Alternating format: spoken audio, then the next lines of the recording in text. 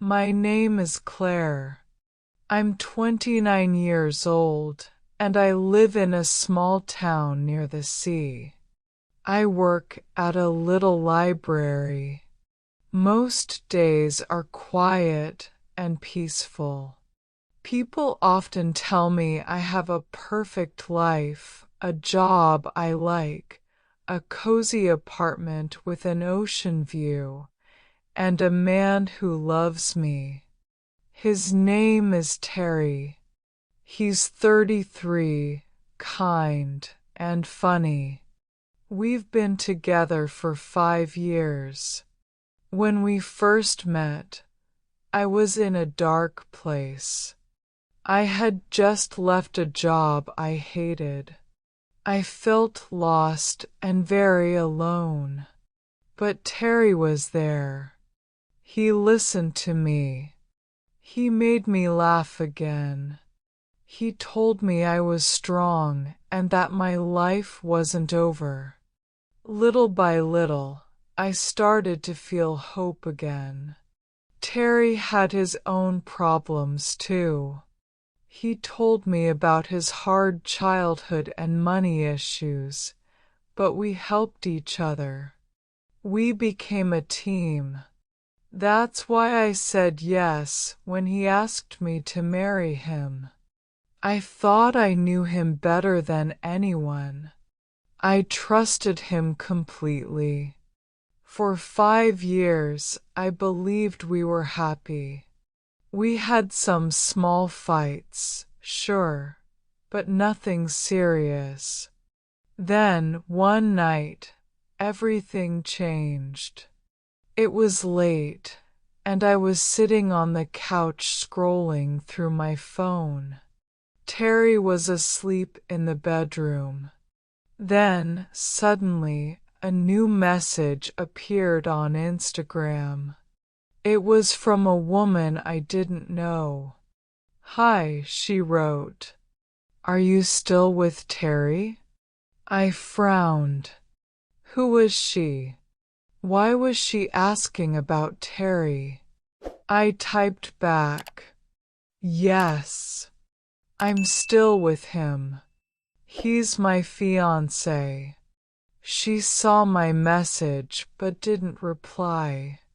I waited for a few minutes, then sighed and put my phone down. The next morning, I woke up to a long message. And when I read it, my heart almost stopped. The woman said she used to date Terry for almost 4 years. She said it was the worst time of her life. She wrote that Terry used to shout at her, control her, and even hurt her. She said she still had nightmares about him. At first, I thought it was a joke. Terry had never hurt me. He had never even raised his voice. How could she say these things? I replied, "This is the first time I've heard this. Terry isn't like that with me." She answered quickly, "I know it's hard to believe, but I can prove it." A few minutes later, my phone buzzed again. She sent pictures of her with Terry. They looked happy, close, like a couple. And then she sent one more thing, a photo of her arm, covered with a dark bruise. My hands were shaking. I didn't want to believe it. But then she sent something worse, an audio recording. I pressed play. It was Terry's voice, but it didn't sound like him at all. He was shouting, angry, cruel. I froze. I looked toward the bedroom. Terry was still asleep, peaceful, like a man who'd never done anything wrong. But now I wasn't sure anymore. Was this really the man I loved? Had he lied to me all these years? I didn't know what to believe. Before I share the rest of my story, I want to ask you something. Where are you listening from? It gives me strength to know someone is hearing my words, someone who understands. Please tell me in the comments. I would really love to know. I sat on the couch for a long time, holding my phone. My hands were cold. The room was silent except for the sound of the waves outside. I couldn't stop thinking about that recording. Terry's voice in that clip didn't sound like him. It was full of anger, full of hate. But the man I knew was calm, patient, and sweet. I felt like my world was breaking in two. When Terry finally woke up, he smiled and said, "Good morning, my love." Then he kissed my forehead. His voice was warm, the same voice that had always made me feel safe. I forced a smile. Good morning. He didn't notice anything was wrong. He started making coffee, humming softly. I watched him from the kitchen doorway. He looked so normal, so peaceful. But all I could hear was that other voice, the one shouting in the recording. "Are you okay?" He asked. "You look pale." I'm fine, I said quickly. Just didn't sleep well. He nodded and handed me a cup of coffee. Then he started talking about our anniversary trip. He wanted to leave after lunch, drive to the lake, spend the weekend together. I nodded again, pretending to listen. Inside, my thoughts were loud and messy. Should I tell him about the message? What if she was lying? What if she wasn't? After hours of silence, I finally said, Terry, can we talk before we go? "Sure." He said, sitting down. "What's on your mind?" My heart was beating fast. I took a deep breath. I got a message from someone yesterday. She said she used to date you. He frowned. "What? Who?" I told him her name. His face went still. For a few seconds, he said nothing. Then he gave a short laugh, but it didn't sound real. "She's lying," he said quickly. "She's just trying to make trouble." "Yes, I dated her years ago, but she was difficult. She liked drama. That's why I left." She said you hurt her, I whispered. She sent me photos. And a recording. Terry's face lost all color. He stood up and began to pace the room. "Claire, you can't believe her," he said. "She's not well. She makes up stories. She's angry that I moved on, that I'm happy now." His words were fast, desperate. But I stayed quiet, staring at the table. My heart felt heavy. Then he said softly, "Look at me." I looked up. His eyes were wide. I would never hurt you. You know me. Have I ever scared you? Have I ever shouted at you? No, I said quietly. You haven't. Then why are you listening to her? I wanted to say, because she had proof. Because something inside me said she wasn't lying. But I couldn't. Not yet. I just needed to ask, I said. I needed to hear what you had to say. He reached for my hands. She's trying to destroy what we have. He said softly. Don't let her do that. I nodded, but deep inside, I wasn't sure. His words sounded right, but they also sounded practiced. That evening, we packed our bags and got in the car. Terry played music and tried to make me laugh. Sometimes I smiled. Sometimes I forgot for a moment. But then I remembered the bruise, the recording, and the fear returned.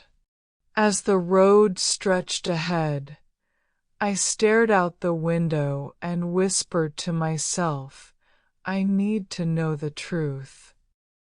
When we arrived at the cabin by the lake, Terry cooked dinner. The air smelled like roasted chicken and herbs. It should have been romantic, but my heart felt heavy.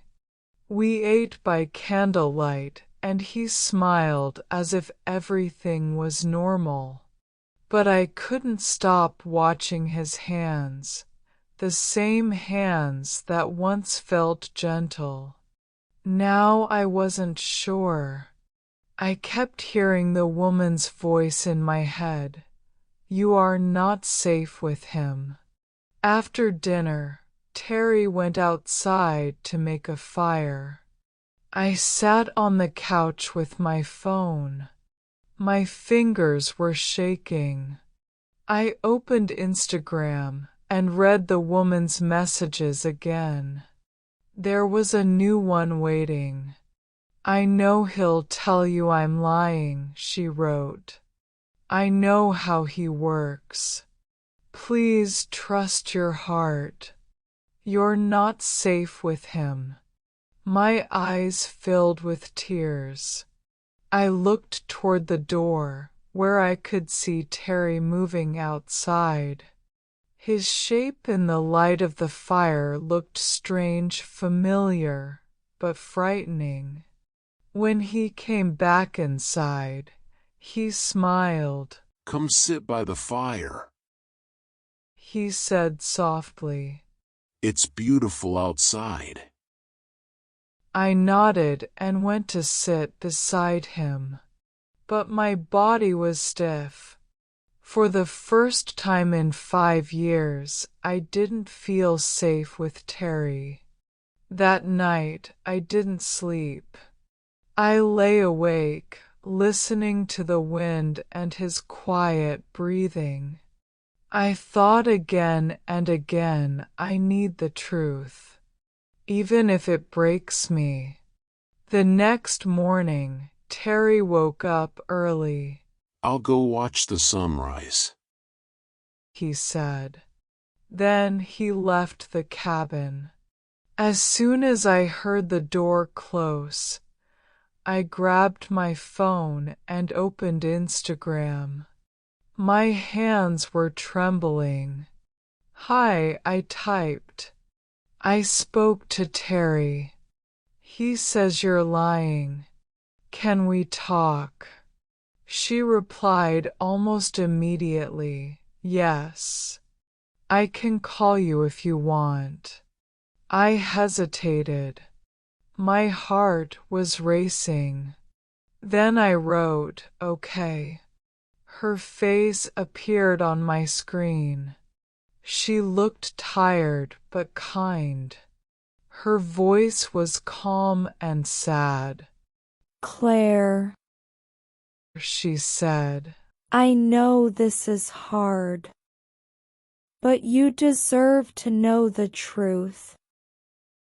"Why are you telling me this now?" I asked. "Why not years ago?" She looked away for a moment. Because I was afraid. She said, I tried to take him to court, but I had no money. I thought no one would believe me. But when I saw your picture with him, I couldn't stay silent. I don't want what happened to me to happen to you. Then she showed me more pictures. Broken plates, a smashed phone, a wall with a hole in it, and another recording. In it, she was crying. Terry's voice was shouting, cruel and cold. I couldn't breathe. When the call ended, I sat still, staring at nothing. My body felt like ice. When Terry came back, he smiled. Everything okay? Yes, I lied, but inside, I was shaking. That day, every touch, every word from him made my skin crawl. I didn't know what to believe anymore, but one thing was clear. The woman wasn't lying. That night, as I lay awake again, I whispered to myself, tomorrow I'll decide. I have to. The story continues in 10 seconds. Pause the video to review the new vocabulary and answer the quiz questions. The next morning, Terry woke up early and went out for a walk by the lake. The cabin was quiet. I sat on the couch, holding my phone. I couldn't stop thinking about the woman's words. You can leave before it gets worse. When I heard the door close behind him, I knew what I had to do. I had to know the truth. I couldn't pretend anymore. I opened my bag and started packing.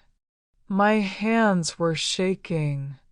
Just a few clothes, my laptop, and my important papers. I tried to be silent, but my heart was beating so fast I could hear it. Then I heard his voice behind me.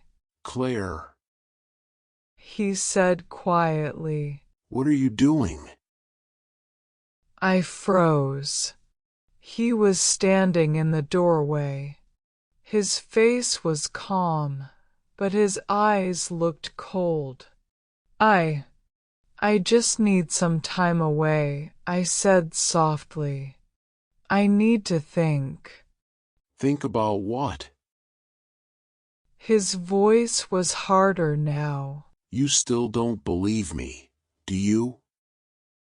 I don't know what to believe, I whispered. But I can't stay here right now. I need space. Terry took a step closer.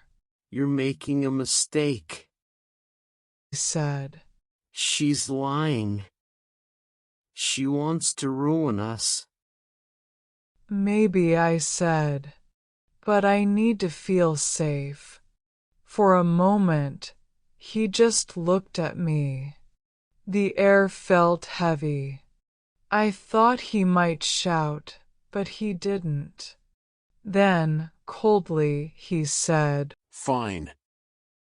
Go. But if you leave, don't come back. His words felt like a knife. My eyes filled with tears, but I didn't stop. I picked up my bag, walked past him, and opened the door. The moment I stepped outside, I felt the air on my face cold but free. I got in my car and drove away. My hands were tight on the wheel. My heart was pounding. When I reached the highway, I started to cry. Big, heavy tears that I couldn't hold back. I cried for the life I thought I had. I cried for the man I thought I knew.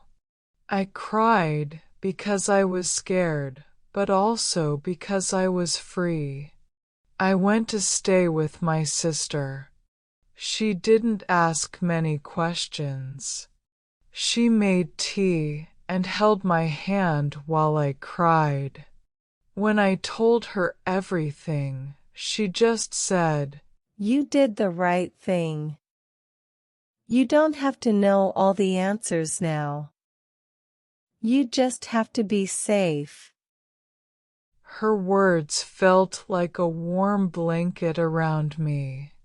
That night, I finally slept. Over the next weeks, I talked to the woman again. We spoke for hours. She told me about the time she tried to leave and couldn't. She said she was proud of me for walking away. Her kindness gave me strength. I started looking for a new apartment. I started therapy. I started breathing again. Sometimes I still think of Terry. I remember his smile, his laughter, his love. And I wonder, was it ever real? Or was it only a mask? But then I remember the recording, the bruise, the cold look in his eyes, and I know I made the right choice. It has been 3 months now. I live near the sea again. Every morning I walk along the beach and watch the sunrise. Sometimes I still cry, but I also smile more. I've learned something important. Love should never make you afraid. Love should never make you question your safety. True love makes you feel free. If you are listening to this and you are in a situation like mine, I want to tell you something. You are not alone. You are stronger than you think. And you deserve to be safe and loved. Thank you so much for listening. If you enjoyed this story, please like, comment, and share. You can watch the next story here or explore our playlist for more inspiring stories. And don't forget to subscribe. More emotional stories for learning English are coming soon.